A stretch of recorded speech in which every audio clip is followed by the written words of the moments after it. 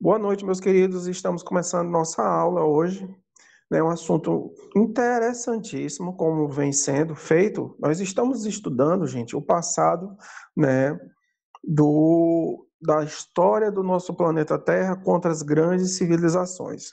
Vamos recordar um pouquinho? Né? Nós falamos lá na sexta série sobre os sumérios, os acádios, amoritas, caldeus, né, os assírios.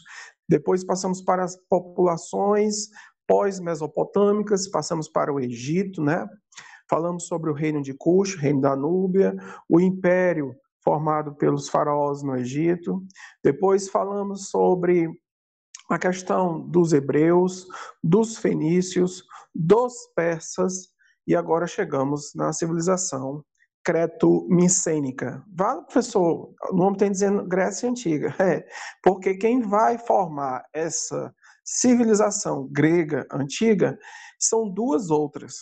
É a civilização cretense e a civilização micênica, tá?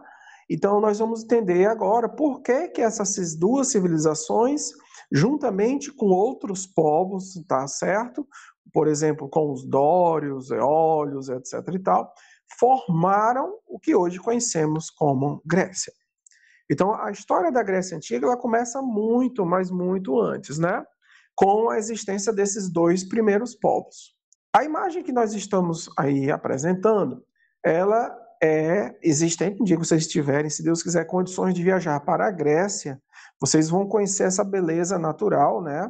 Essa beleza feita pelo homem, obviamente, é natural uma paisagem como esta, né? Qualquer dinheiro do mundo é bem-vindo para pagar. E aí nós estamos vendo a Acrópole. Acrópole, em grego, significa cidade alta. E aí é onde nós temos o templo à deusa Atenas, né? Aí nós temos o Parthenon, né? Um dos templos aos deuses gregos, dos 12 deuses gregos. Eu não vou aqui me referir, né, dentro dos 12 deuses gregos que eu falarei no final de nossa aula, a falar do irmão de Zeus, porque ele foi para o inferno, né? Ele foi para as cidades baixas, ele foi para debaixo do solo, né? Ele é o irmão de Zeus, mas a gente vai falar sobre ele só no final da aula, tá? Enfim, então aqui nós temos a nossa Acrópole, né? A cidade alta, né? E nós temos aí o Parthenon, né? Ok? Aí simbolizando aí a Grécia. Quando falamos em Grécia, nós não podemos esquecer que a Grécia é dividida em quatro partes importantíssimas. Quais são elas que vocês não podem esquecer da mente de vocês? Primeiro, é a Grécia peninsular. Por que peninsular? Tá? É essa daqui que vocês estão vendo, é a Península do Peloponeso. Ok? Onde nós vamos ver uma cidade que vai ser muito importante, né? A primeira cidade muito importante da história grega, que é a cidade de Esparta, ok? E aqui na Península do Peloponeso é uma dessas quatro regiões que compõem a Grécia Antiga. A outra região fica localizada nas ilhas, essas que vocês estão vendo aqui, todas de laranja, né? São as ilhas, né, da porção da Grécia insular. Não esquece, falamos da Grécia peninsular, estamos agora mostrando a Grécia insular. A palavra insular vem de ilhas. Então, nós não temos as ilhas de Creta, onde temos aí a cidade de Knossos, né? Nós temos as ilhas, né, relacionadas a ilhas do Estreito de Rhodes, né, e a ilha de Lesbos, a grande poetisa Safo. Você sabe quem mora na ilha de Lesbos? São as lésbicas, onde temos aí a fundação, inclusive, de uma universidade, de um centro de estudos só para mulheres na ilha de Lesbos, onde a nossa poetisa principal era Safo, e que ela foi perseguida, tá? Pelo seu grande amor a uma outra mulher. Pelo amor de Deus, não vamos criar aí um senso comum quanto a essa nossa fala de agora, tá certo? Então, aí eu mostrando a vocês aqui ao norte, né, lá no Mar Egeu, a ilha de Lesbos, onde suas habitantes eram chamadas de lésbicas, por morar na ilha de Lesbos. A outra porção é a chamada Grécia continental. Aqui é a Península Balcânica, tá? Então, na Península Balcânica, nós vamos ver aqui, né, a cidade, né, de Atenas. Então, não esquece esses dois nomes que eu vou me referir sempre: Esparta e Atenas. Foram as duas grandes cidades, né, deste contexto da Grécia Antiga. Não esquece disso. Grécia tem duas cidades importantíssimas para a sua história: Atenas e Esparta.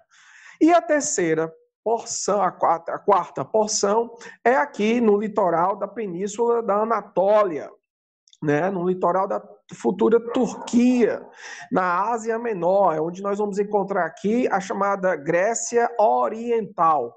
Então, repetindo, são 4 partes que você não pode esquecer sobre a divisão do território da Grécia Antiga. A Grécia, porção peninsular, porção insular, continental e oriental. E aprenda isso, porque eu vou pegar vocês na prova final. Primeiras características sobre o governo, sobre a história, sobre a formação da Grécia Antiga. Primeiro, a Grécia Antiga, como vocês estão vendo, ele é um território acidentado, né? Tem várias montanhas, várias penínsulas, vários recortes, né? É uma área com muitas reentrâncias para dentro, por exemplo, localizada entre o Mar Jônico e o Mar Egeu, né? Uma área muito recortada, muitas enseadas, muitos portos. Gente, isso aqui foi perfeito para os gregos. Por quê? Porque isso aqui foi um incentivo ao comércio. Isso aqui foi um incentivo à visão marítima. Olha aí, ao domínio do comércio marítimo dentro dessa região, ao domínio do poder na talassocracia. Justamente essa mesma talassocracia que vai ser filha de quem? Dos fenícios.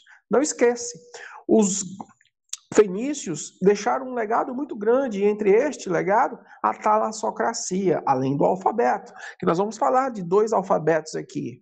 Um pelos micênicos e outro pelos cretenses, linha A e linha B. O linha A até hoje é indecifrável, mas achados arqueológicos encontraram esse tipo de escrita pelos povos cretenses. Outra coisa, como já falei e mostrei, a questão, né, do comércio e da navegação. Eles aproveitaram do espaço localizado entre o Mar Egeu e o Mar Jônico a questão do comércio dentro desses territórios, né? Então, eles avançaram seu poder pelo comércio e pelas navegações. Dentro deste ideal, nós temos que o governo naquele período, né, que nós vamos estudar, se dá pela descentralização política, onde cada cidade-estado tinha seu poder, cada cidade-estado tinha suas leis, cada cidade-estado tinha sua própria organização.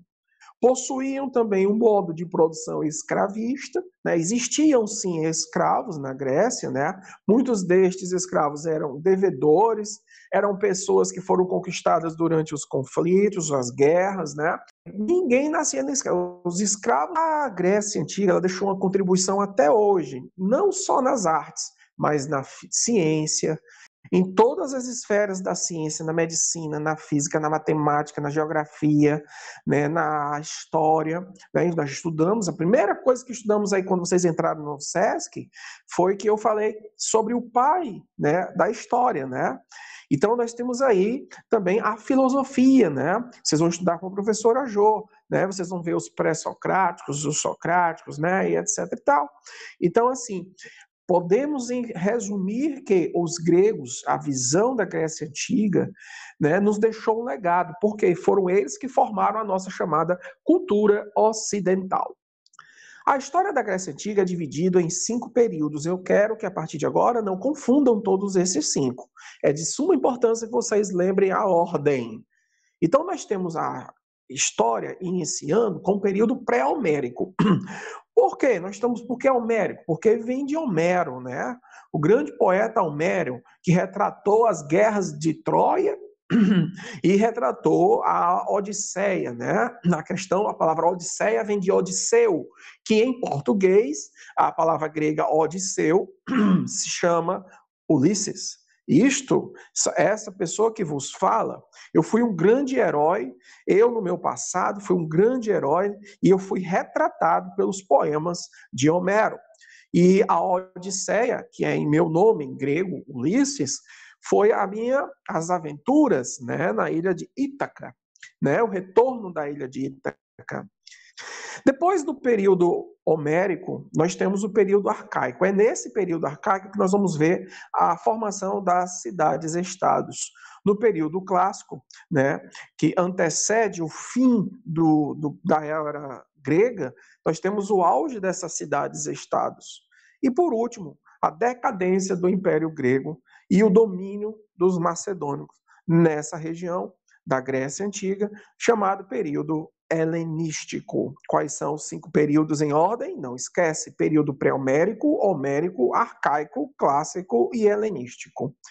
Vamos começar pela origem, pelo período pré-homérico, né? Então, não podemos esquecer, por volta de 2000 anos, 2200 anos aproximadamente antes de Cristo, os cretenses, eles produziam cereais, criavam gado e também aproveitavam os recursos que o mar oferecia. Além disso, tinham também um grande artesanato variado e um comércio muito intenso com as ilhas do Mar Egeu, com a Grécia continental e também com o Egito. A sociedade cretense, meus queridos, ela se organizava em torno de palácios, que eram governados por reis. Esses cretenses tinham um sistema de escrita muito interessante, é a chamada escrita silábica linha A, tá? Linha A. E os micênicos construíram a linha B, né? E na Creta, né, na ilha de Creta, os cretenses tinham um destaque muito grande para o poder das mulheres. A civilização micênica, agora vamos falar do outro conjunto de povos que vai formar a Grécia. São os povos micênicos. Estes povos micênicos ocuparam inicialmente a península do Peloponeso, no sul da Grécia. Por isso o nome micênico vem de Micenas, localizado aí na Grécia continental. Esses aqueus, né, esses povos, conquistaram assim, então, os que já existiam, que estavam, obviamente, em decadência, que eram os cretenses. Os aqueus, eles dominam os cretenses, formando aí o novo povo, os micênicos, com a cidade em Micenas. Os aqueus conquistaram, assim, os cretenses, porém assimilaram muitas coisas dos cretenses, os micênicos. E entre essas coisas, foi respeito à cultura que já existia. Uma outra situação foi que também os micênicos, né, eles também criaram um outro sistema de escrita, né, baseando-se na linha A dos cretenses, os micênicos criaram a linha B. Essa sim também foi muito vista pelos historiadores, muito interessante. O principal centro de poder dos micênicos e riqueza nessa sociedade também era o palácio, assim como os cretenses. Veja, um herdou as características do outro, né? Só que estes, nos micênicos, eram muito mais bem murados e eram construídos no alto das colinas. O que eu mostrei na minha aula inicial agora, Acrópole, no alto das colinas, formando aí, né, uma grande fortaleza. Então, o principal deles, né, palácios pelos micênicos, era o Palácio de Micenas, que foram encontradas assim tubinhas, né, tubuinhas com a escrita conhecida como linha B. E só conseguiram decifrá-la, né, só os arqueólogos, né, os estudiosos dentro das línguas, só conseguiram decifrá-la a partir de 1953, onde os estudiosos assim descobriram então que era um ramo do grego antigo. Olha que legal, né? Então, o encontro dessas duas gerações de povos, né, a formação da língua dentro da Grécia. Dentro dessa situação, nós temos a instauração de vários outros povos também que se juntaram, obviamente, a essa região com os cretenses micênicos, né, que vão se agregar e formar a civilização grega que nós vamos estudar. Quem são esses povos? Os aqueus, os eólios, os jônios e os dórios. Os dórios eram povos que realmente, né, dominaram também essa parte dessa região por conta da sua grande violência. Nós vamos ver também um período, né, da primeira cisão, da primeira divisão, é a chamada primeira diáspora, entre as regiões que se localizavam entre o Mar Egeu e a Ásia Menor. Foi aí, então, formação das primeiras colônias. As cidades-estados gregas, pessoal, elas se desenvolveram lá nas margens do mar Mediterrâneo, em um ambiente muito grande de mudanças, como foi também, então, a difusão do uso do ferro, arquitetura em pedras e a construção de monumentos.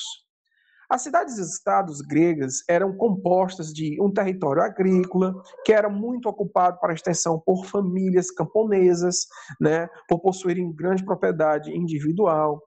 Possuía um núcleo urbano, olha a organização, possuía um núcleo urbano, tá ok? Que incluía templos, né, praça de mercado, né, onde a comunidade se reunia em assembleias, havia reuniões, haviam oficinas de artesanatos, né, de artesãos. As lojas existiam onde eram pequenos comerciantes, havia portos, né, onde se fazia o comércio com o exterior. E, é claro, uma acrópole, aquela que eu mostrei no início da nossa aula, que servia como defesa e símbolo de uma unidade territorial. Os gregos, gente, como eu já falei para vocês, meus queridos, formaram que essas colônias, ou seja, já no século VIII, né, o uso do ferro na fabricação de pás, enxadas e demais instrumentos agrícolas levou também ao aumento da produção de alimentos. A população passou assim então a crescer constantemente. Começaram então, é claro, o domínio por terras. Essa população dos genos, né, e o consumo vão gerar quem, gente? As guerras. Então, no período homérico, nós temos aí os genos, isso que eu acabei de mostrar para vocês, que eram aquela base, né, de organização familiar. Existia a figura de um líder chamado pater. Você sabe de onde vem essa palavra pater? De pai. Pater, pai. Vem da palavra, a palavra que conhecemos hoje, patriarcalismo, vem de pater, pai. A partir dos genos, vemos também a figura realmente de uma hierarquia. E todas estas hierarquias tinham como parentesco o pater. Existia a propriedade coletiva, como eu acabei de citar. Então, no período homérico, nós estamos vendo a formação de uma sociedade agrícola, organizada, comercial, familiar. Havia-se, então, como já falei, o aumento dessa população, e esse aumento da população vai gerar um problema muito grande dos genos dessa população agrícola e do consumo. É o quê? Vão ser as guerras para o domínio.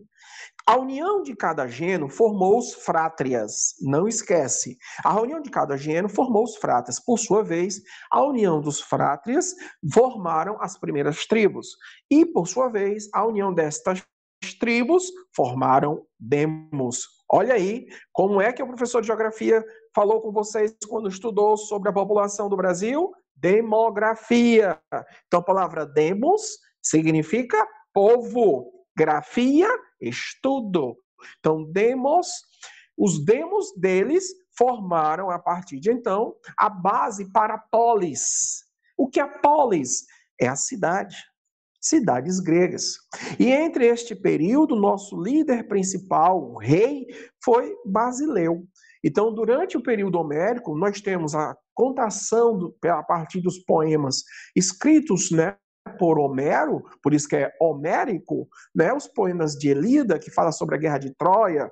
Quem não quer conhecer a Guerra de Troia está perdendo tempo. Vá pesquisar, você vai gostar. Vocês vão ver como os troianos, né, foi esta guerra, inclusive, a figura de um cavalo. Vocês vão entender. Assistam para vocês conhecerem um pouquinho mais sobre a guerra de Troia, né, entre gregos e troianos. Né? Então, nós não podemos esquecer. A Odisseia, que eu já falei, é a nossa história. Então, não esquece, gente, no período homérico nós temos a formação dos genos, cada genos formou os frátrias, cada frátria unidos formaram as tribos, cada tribo formou os demos, e a união desses demos foi a base para a constituição das cidades. Nesta fase do período homérico, nós não podemos esquecer, tá ok? O quê? A configuração social daquele período. A configuração se dava desta parte, como vocês estão vendo nessa pirâmide aí social. Ao topo nós tínhamos os eupátridas, que eram quem? Eram aqueles que eram nascidos em melhores famílias, e estes, obviamente, possuíam as melhores terras. Abaixo dos eupátridas tinham os georgóis. Quem eram eles? Eram os pequenos agricultores, pois possuíam piores terras. E abaixo dos georgóis nós tínhamos os tetas. Quem eram os tetas? Eram os marginalizados, eram aqueles que dependiam de viver à base, trabalhando para os outros, para os georgóis ou para os, principalmente, eupátridas. Então, os tetas, eles eram aqueles sem terras. Então, gente, essa necessidade de buscas pelas conquistas de novas terras, né, entre estes povos, vai gerar o quê? Uma segunda diáspora, né, uma segunda, né, repartição, a segunda divisão. Agora, em vez da diáspora primeira que aconteceu entre o Mar Egeu e o Jônico, nós temos o Mar Mediterrâneo Ocidental.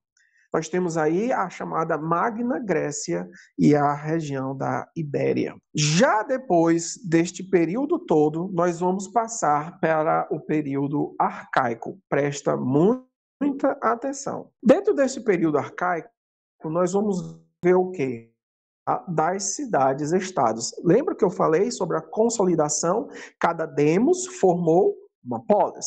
Então, houve uma evolução geral destas polis, formando a partir de então as chamadas monarquias, que é o governo apenas de uma pessoa, oligarquias, governos de poucos, formaram-se então a tirania, governo de único, né, de uma pessoa, mas de formas mais, né, mais firmes, e temos então a democracia, que é governo do povo, povo, né, a cracia, governo do povo.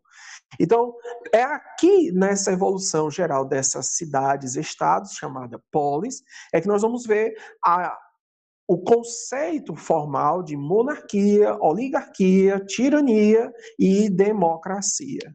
Tá? E principal modelo oligárquico, ou seja, governo de porcos, é claro, vai representar pelo governo situado em Esparta. Então vamos entender um pouquinho sobre o que é o território espartano. Para a gente falar de Esparta, a gente tem que entender um pouquinho sobre os seus rivais, que eram principalmente Atenas, né? Diferente dos atenienses, até muito diferente dos atenienses, eles já começavam pela localização. Os atenienses já estavam na Grécia continental, enquanto que Esparta se localizava na península do Peloponeso, né? Então você não esquece, os atenienses estavam lá em cima e os espartanos embaixo, na península do Peloponeso. Muito interessante. Então, a cidade, tá, foi fundada pelos dórios, essa de Atenas que vocês estão vendo, que depois de conquistar os povos vizinhos, os submeteram, meus queridos, ao seu domínio. Desde o começo de sua história, os espartanos mais parecia, olha aí, um acampamento militar. Você não pode esquecer, gente, que na história espartana, a educação ela foi baseada na guerra. Então, desde criança, os espartanos eram treinados para a guerra. Um menino de 8 anos, 10 anos de idade, 11 anos, ele já estava sendo treinado. E a ele existia grandes testes de coragem para ele se tornar adulto. Com 15 anos de idade, ele já podia possuir outras mulheres, ele já podia ter o relacionamento. Mas ele era treinado para a guerra. As mulheres, não. Mas os homens, sim. Os homens eram os únicos ligados à guerra. Então, no exército espartano, era patriarcalista. O poder era um dos homens, né?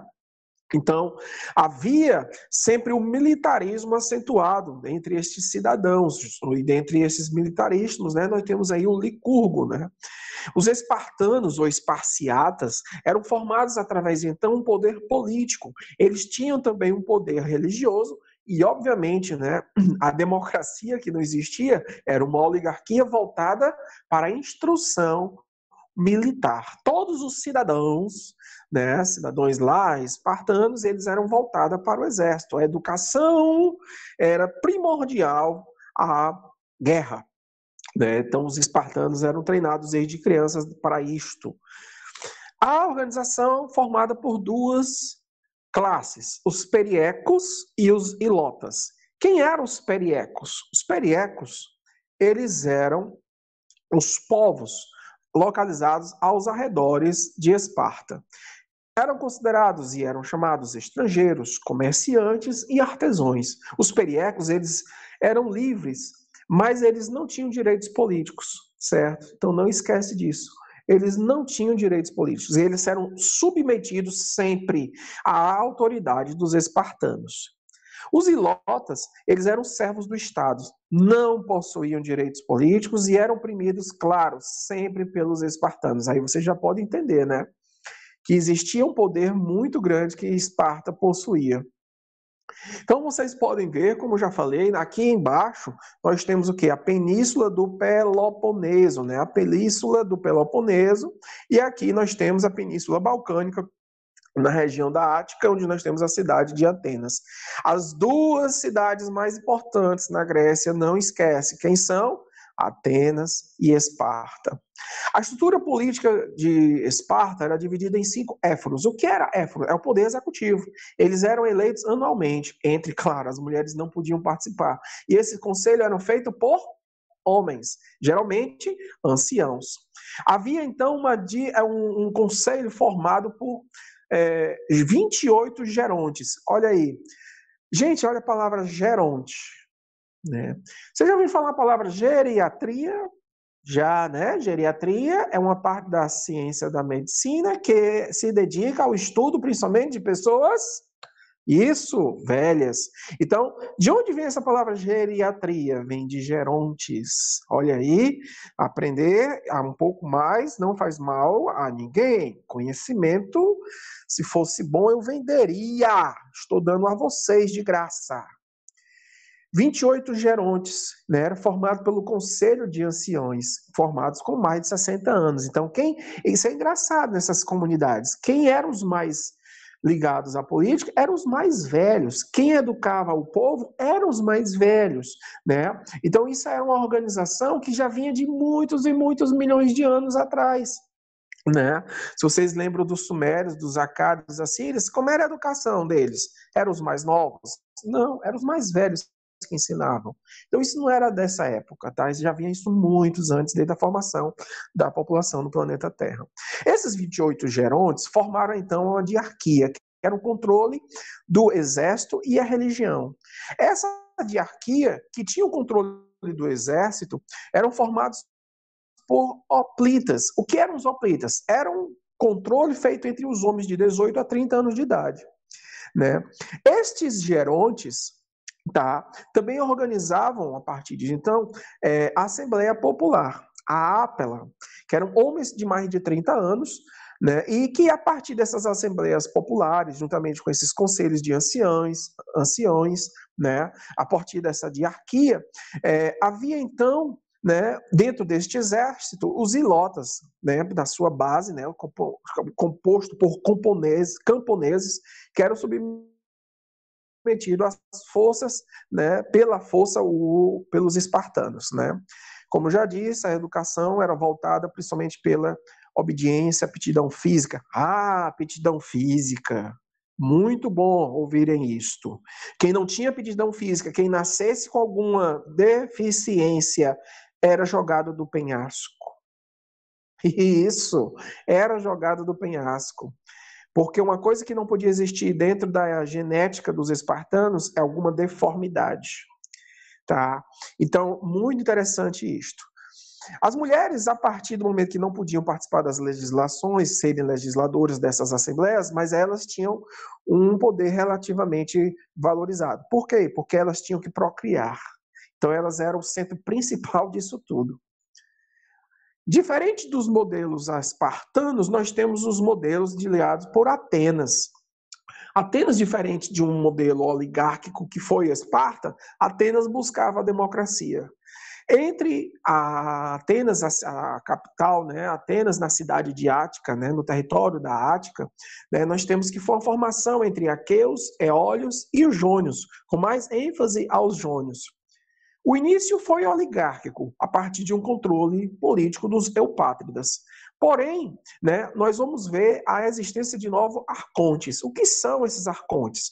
São organizações feitas a partir do exército, tá? A partir de uma ideia religiosa e um poder judiciário nas mãos desses 9 arcontes. A Areópago A partir de então, havia a partir deles o controle dos arcontes. Né? O aumento do comércio passou então a redefinir essas classes sociais.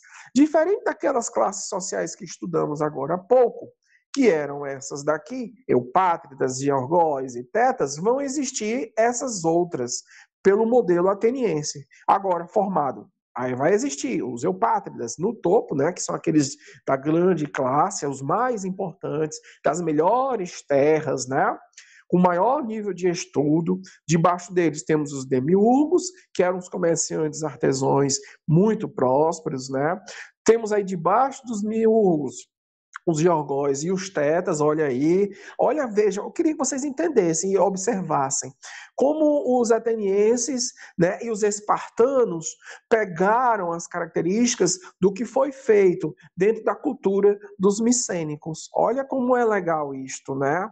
Essa cultura que foi deixada em sua gênese da formação da Grécia Antiga está sendo aí vista agora. Debaixo dos georgóis e tetas, nós temos os metecos. Olha lá, quem eram os metecos? Os estrangeiros. E a classe mais desvalorizada, que não tinham dinheiro, que não tinha direitos, não tinham terras, eram os escravos. Como eu disse no começo da nossa aula, ninguém nascia escravo. Os escravos eram conquistados através das guerras ou por dívidas. Vai existir, então, no período que nós estamos estudando, nesse período arcaico, né? Lembrando, né, que já passamos pelo período pré-homérico, homérico, né? Nós estamos aí no período arcaico e, como você pode perceber, está faltando aí dois períodos, o clássico e o helenístico. No período arcaico, nós vamos ver que vão passar em Atenas existir grandes reformas políticas, né, para atenuar principalmente os conflitos entre os legisladores, né, entre Drácon, entre Solon, né, entre Pisístraco, né? O Drácon, para vocês terem ideia, ele cria as primeiras leis escritas. Eles foram chamadas, essas primeiras leis, de severas, né? Depois de Drácon, nós vamos ver um grande legislador, que foi Solon, né? Ele busca, então, dentro do seu governo, né, de sua visão, o fim da escravidão por dívida. Lembra que eu falei, né? O cara só viraria escravo se ele fosse através de uma guerra ou se ele devesse à União, se ele devesse ao Estado. Então, o Solon, ele sempre quis que houvesse essa finalidade de acabar com essa escravidão por alguém estar devendo alguma coisa. Solon também buscava, então, a divisão censitária da sociedade. Olha aí, censitária, de censo. Isso, meus queridos, nós vamos ver aí que nos gregos começaram a ideia de censo demográfico. Quem é o órgão no Brasil hoje que faz isso? O IBGE. Mas veja, 594 anos antes de Cristo, já se buscava fazer um censo demográfico. Foram firmados aí, então, 4 tribos. Né? Entre isto, nós vamos ver, para este governo Solon, é criado o bulé. Que era um bulé? Era um acordo, né? Era um conselho, era uma assembleia formada por 400 membros. Dentro dessas assembleias, nós temos a eclésia, que era esta assembleia popular para aprovar leis da bulé. Então, existia uma dos membros principais e uma que era uma assembleia popular formada, obviamente, pelo povo. Então, nós temos dois tipos de democracia, certo? Existe na história 2 tipos de democracia, não esqueça, a democracia representativa, ao qual você elege pessoas para representar o povo, que é a nossa democracia no Brasil. Nós elegemos deputados, vereadores, né? Deputados estaduais, federais, elegemos governadores. Então, democracia representativa é quando alguém elege alguém, né, um conjunto de pessoas elege alguém para representar o povo. E a democracia participativa é quando o povo ele participa diretamente para aprovar as leis. Então, nós temos aí 2 tipos de democracia dentro de Atenas. É a democracia representativa, né, e a democracia participativa, né? Então, e para julgar tudo isso existia um tribunal formado e chamado de Elileu. Então, o bulé era o conselho de membros, os 400 membros fixos. A eclésia era o conceito popular, era a democracia popular. E para criar e para julgar isso tudo, existia um tribunal chamado de Elileu. No período do governo do legislador Pisístraco, Nós temos, além dele, o Hiparco e Hípias, né? Eles foram baseando já numa visão diferente, eles já foram aí o período chamado dos tiranos. Gente, esses tiranos não vêm de tirania, não vem de ruindade, certo? Esse tirano aí tem um outro conceito, tá certo? Os tiranos, nesse governo de tiranos, no caso do Pistrato, ele buscou então obras públicas para gerar empregos e diminuir atritos, tá? E lá em 510 a.C., nós vamos ver Clístenes. Não esquece desse nome, pelo amor de Deus. Clístenes, antes de Cristo, ele é conhecido como o pai da democracia. Clístenes, ele vai redimensionar, ele vai fazer uma redivisão social daquilo que já existia em 10 tribos. Ele vai ampliar a bulé que foi criada no governo de Solon. Em vez de 400, vão ser 500 membros. Ele vai aumentar o número de acrontes, né, de arcontes. Em vez de 4, nós vamos ver aí 10. E esses 10 vai ser um por tribo, né? A eclésia agora vão ter 6 mil membros, ou seja, ele vai aumentar o governo no sentido da participação do povo. Isso para buscar, obviamente, né, ter um poder bem maior.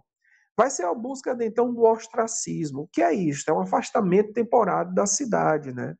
A cidade agora vai ter que obedecer, principalmente, vendo aí a questão do poder do Estado. Havia, então, a busca de uma estabilidade social e progressista. Neste governo de Clístenes, tá, as mulheres, os metecos e escravos ainda continuavam sem direito. Cidadão eram todos homens, principalmente, olha, cidadão eram todos homens adultos, filhos de pai e mãe atenienses e nascidos em Atenas. Vou repetir. Cidadãos eram somente homens adultos, ao qual os pais tinham que ser de origem ateniense. Mulheres participavam? Não, porque mulher não era cidadão. Olha aí. Desde período, não esquece, as mulheres não tinham direitos a nada, somente a procriar. E ela não era uma cidadã. Cidadão era somente os homens, que por sua vez sejam adultos e têm seus parentescos, seus pais, né? Que sejam atenienses. Olha aí. O período clássico, formado por duas guerras importantíssimas. É a famosa Guerra Médica, né, pelos medos, vocês lembram, se vocês estudaram isso aí, os gregos e os persas, nós vamos ver os Xerxes aí, né, aí dentro dessa guerra. Vamos ver a Guerra do Peloponeso, tá ok? Vamos aí partir para as guerras médicas entre os gregos e os persas, que nós já estudamos, né? Vamos ver também, neste período, vamos ver a formação da Confederação ou da Liga de Delos, tá? Vamos ver a supremacia naval e financeira de Atenas. O auge de Atenas vai se dar a partir de 1461 e vai até 1429, porque vai ter uma quebra muito grande, né? Porque nós vamos ver que vai haver uma guerra futuramente aí, que é a guerra entre Esparta e Atenas, pelo domínio ali da região entre o mar Egeu e o mar Jônico, né? Então nós não podemos ver pelo domínio ali do poder no Mediterrâneo. No auge de Atenas, nós temos o século de Péricles, né? Olha o nome, Péricles, né? A idade do ouro de Atenas. Havia o soldo. O que era o soldo? Era aquele conjunto de valores, né? Que o pagamento, né? Para o exército.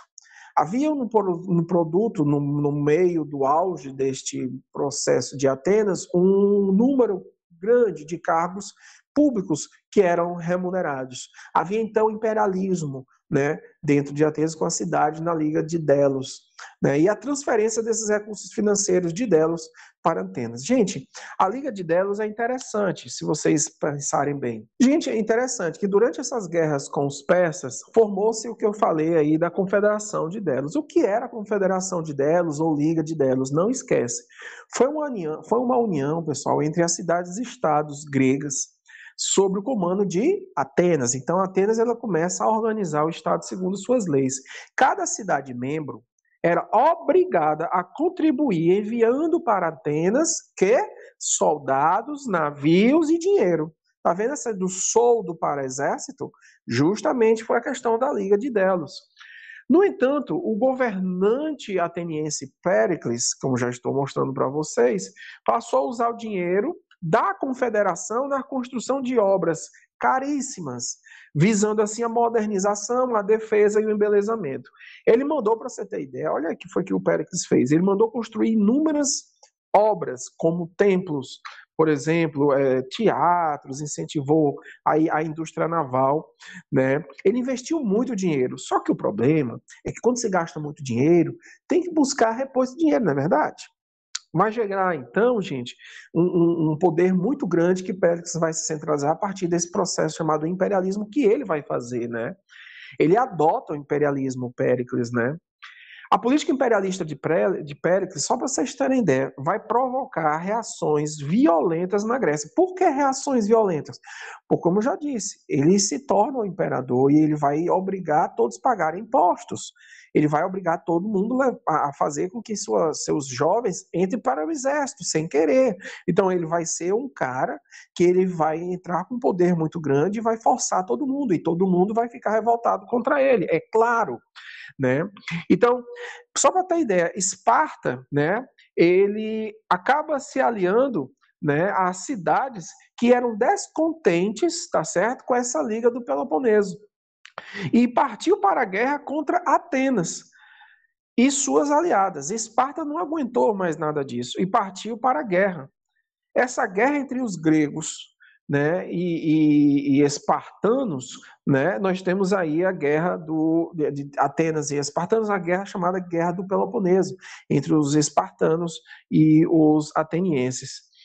Esparta, obviamente, ela ganha esta guerra e, aproveitando-se disto, para impor então domínio a toda a Grécia. Veja que os espartanos tinham um poder muito grande.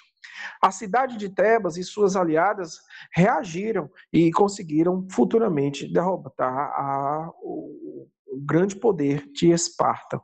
Mas isso, gente, gerou muitas consequências.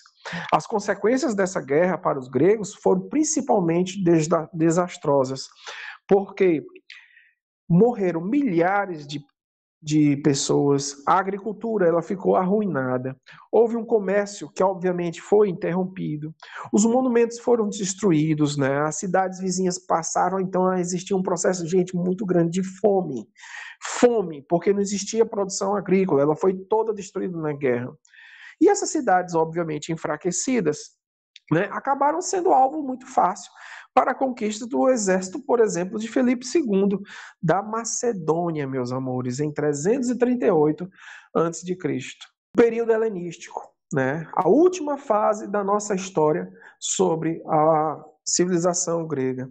Veja, os gregos tiveram auge, os gregos começaram a no momento de nossa história, no início, vimos como foi importantíssimo, né, a junção dos cretenses e dos micênicos. Depois vamos ver a formação, né, dos genos, os frátrias, né, as formações das tribos, depois a formação dos demos, né, as chamadas polis, as cidades estados, vamos ver a organização das leis, vamos ver o que foi a monarquia, a oligarquia, diarquia, né, tirania, democracia, vemos o período áureo das construções artísticas, poetisas, né, como a Safo, que eu já expliquei aqui, né, na ilha de Lesbos, de onde vem o termo lésbica.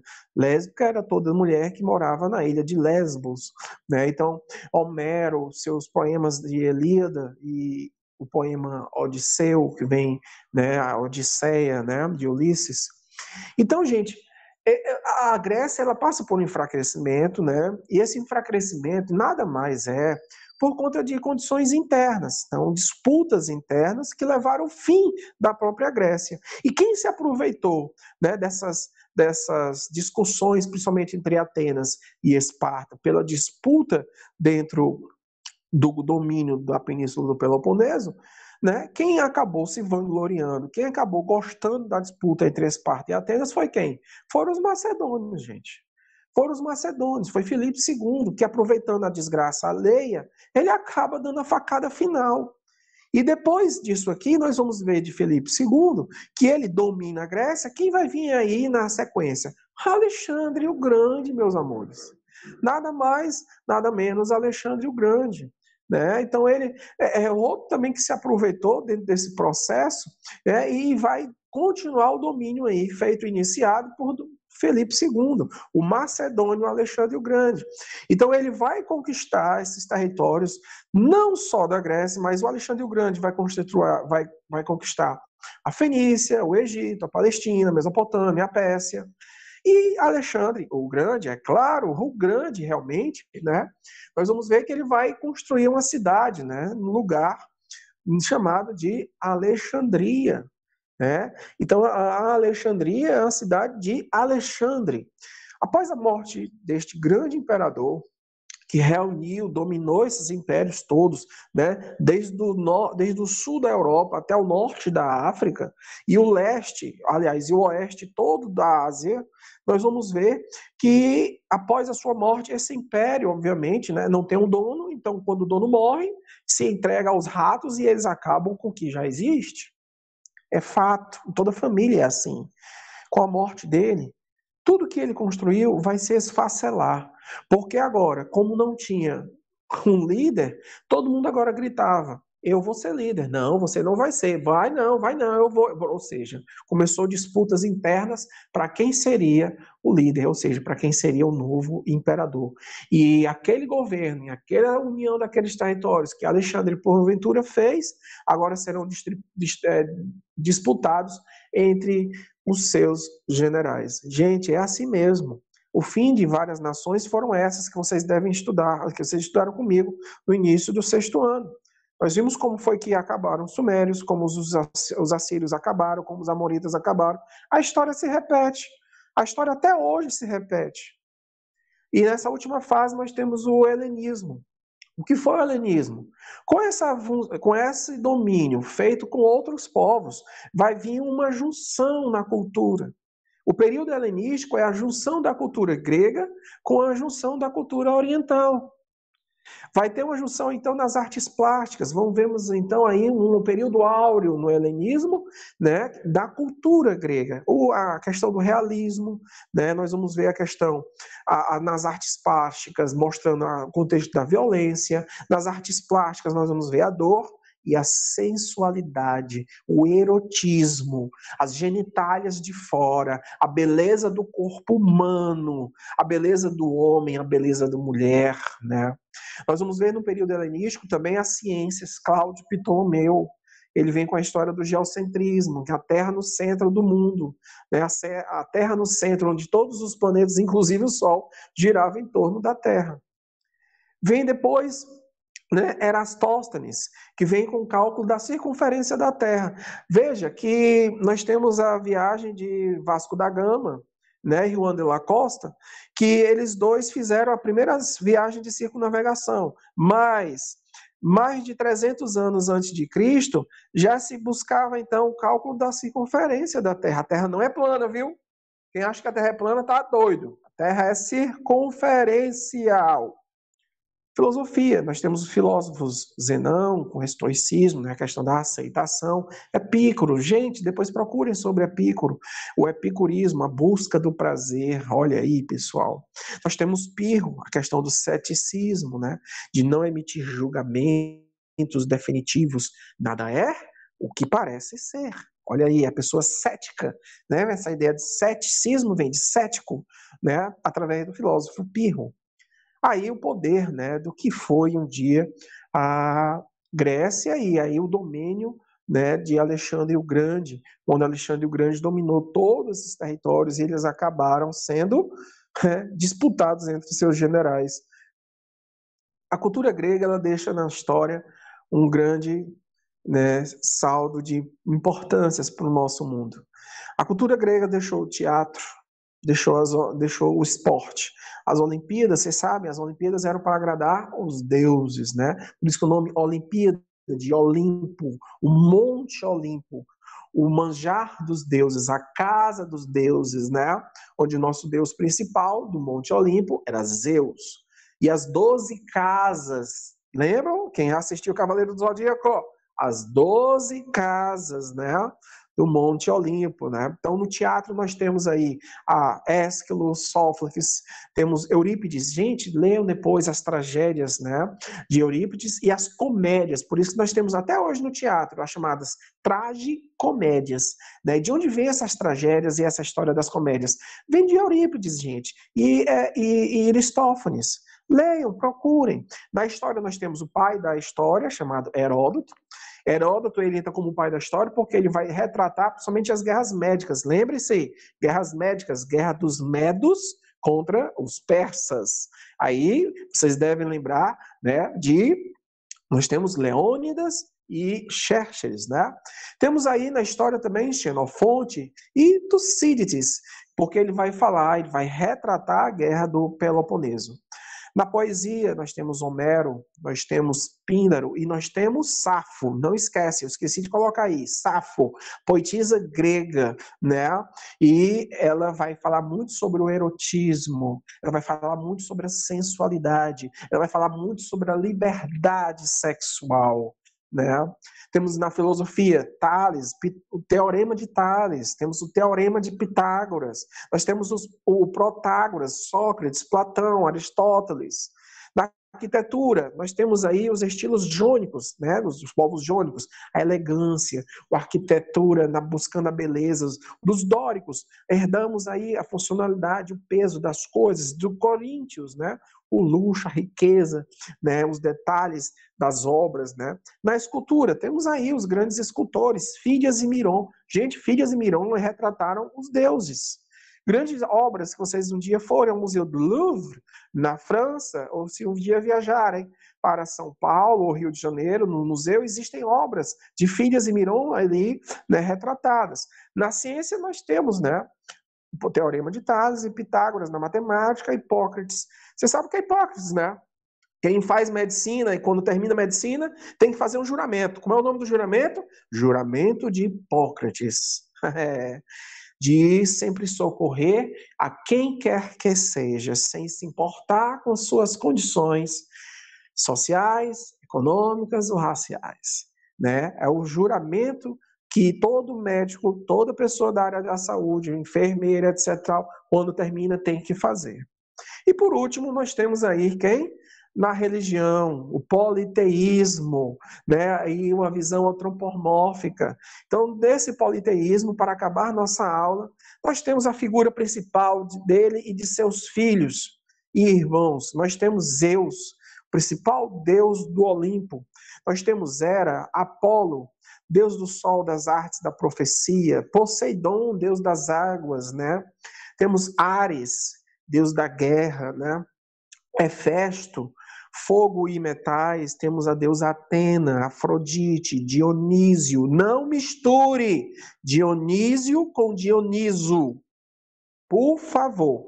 Dionísio não é, por favor, não mistura isso aí, tá? Dionísio não tem nada a ver com Dioniso.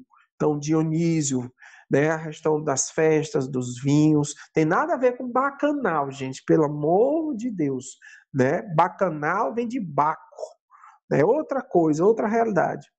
Hermes, o deus Hermes, o mensageiro. Você sabe que Hermes, né? Hermes tinha o quê nos seus calcanhares? Ele tinha, lá nos seus calcanhares não, ele tinha no seu elmo.